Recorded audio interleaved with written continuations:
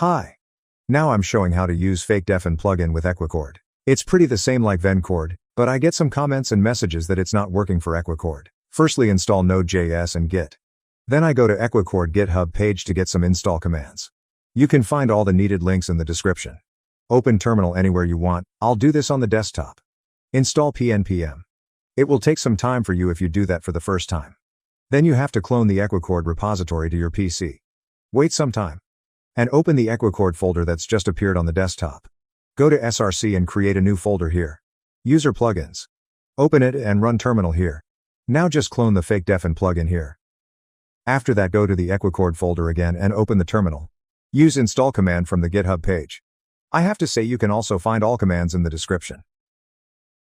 Then use build command and inject.